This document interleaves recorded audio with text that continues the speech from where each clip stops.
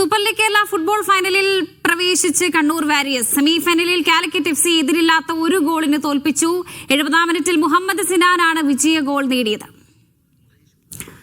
മഹേഷ് പോലൂർ വിവരങ്ങൾ നൽകാനുണ്ട്. മഹേഷ്, ഫൈനലിലേക്ക് പ്രവേശിച്ചിരിക്കുകയാണ് കണ്ണൂർ വാരിയേഴ്സ്.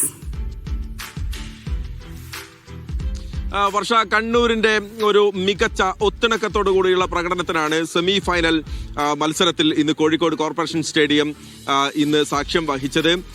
കോഴിക്കോടാണെങ്കിൽ ഈ സീസണിൽ ഇതുവരെ മികച്ച പ്രകടനം നടത്തിയെങ്കിലും നിരാശപ്പെടുത്തുന്ന ഒരു പ്രകടനമാണ് സെമി ഫൈനലിൽ കോഴിക്കോട് ഇന്ന് പുറത്തെടുത്തിരിക്കുന്നത്. ഒരു പക്ഷേ കോഴിക്കോടിന്റെ നിറയെ അവരുടെ മിസ്പാസുകളൊക്കെ നമുക്കിന്ന് പ്രകടമായിരുന്നു. ഒത്തിണക്കമില്ലാത്ത രീതിയിൽ കോഴിക്കോടിന്റെ താരങ്ങൾ പരസ്പരം കളിക്കുന്നത് നമ്മൾ കാണുകയാണ്. നിരവധി ഗോളവസരങ്ങൾ ഉണ്ടായിരുന്നു. പക്ഷേ ആദ്യ പകുതി ഒരു പക്ഷേ രണ്ട് ടീമുകളും വളരെ ഫിസിക് ഉപയോഗിച്ച് കളിച്ചു എന്നുള്ളതാണ് നമ്മൾ അതിൽ കാണേണ്ടത്. വിരസമായിരുന്നു. ഒരു പക്ഷേ അധികം ഗോൾ ശ്രമങ്ങളോ ഗോൾ കീപ്പർമാരെ പരീക്ഷിക്കുന്ന തരത്തിലുള്ള ഷോട്ടുകളോ ഒന്നും തന്നെ രണ്ട് ടീമിന്റെ ഭാഗത്തു നിന്നും ആദ്യ പകുതിയിൽ വന്നില്ല. പക്ഷെ രണ്ടാം പകുതിയിലേക്ക് കടന്നപ്പോൾ കണ്ണൂർ കുറെ കൂടി ആക്രമണ ഫുട്ബോളിന്റെ കുറെ കൂടി ആക്രമിച്ച് കളിക്കുന്നതാണ് നമ്മൾ കണ്ടത്.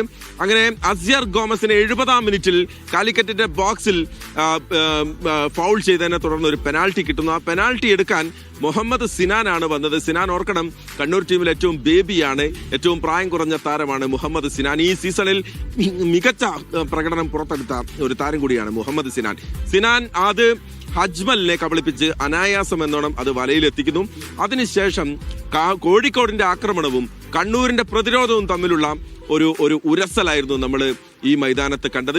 വിട്ടുകൊടുത്തില്ല കണ്ണൂർ. കോഴിക്കോട് അവസാന ഘട്ടത്തിൽ ഗോളടിക്കാനുള്ള നിരവധി ശ്രമങ്ങൾ നടത്തി. പ്രത്യേകിച്ച് ക്യാപ്റ്റൻ പ്രശാന്തിന്റെ നേതൃത്വത്തിൽ അവർ ഇരച്ചെത്തിയെങ്കിലും കണ്ണൂരിന്റെ പ്രതിരോധത്തിൽ തട്ടി അത് പോകുന്നതാണ് നമ്മൾ കണ്ടത്. എന്തായാലും കണ്ണൂർ കൂടുതൽ ഒത്തിണക്കത്തോടു കൂടി കളിച്ചു. ഒരു മികച്ച പ്രകടനം കണ്ണൂർ പുറത്തെടുത്തു. കാലിക്കറ്റ് നിരാശയായിരുന്നു അവരുടെ പ്രകടനം. ഈ സീസണിൽ ഒരു പക്ഷേ ഏറ്റവും ഇന്നാണ് കാലിക്കറ്റിന്റെ ഒരു മോശം പെർഫോമൻസ് നമ്മൾ കണ്ടത്. കണ്ണൂരാണ് ഫൈനലിൽ. നാളെയാണ് രണ്ടാമത്തെ സെമി. തൃശ്ശൂരിൽ Malappuram versus Thrissur magic FC. വർഷ.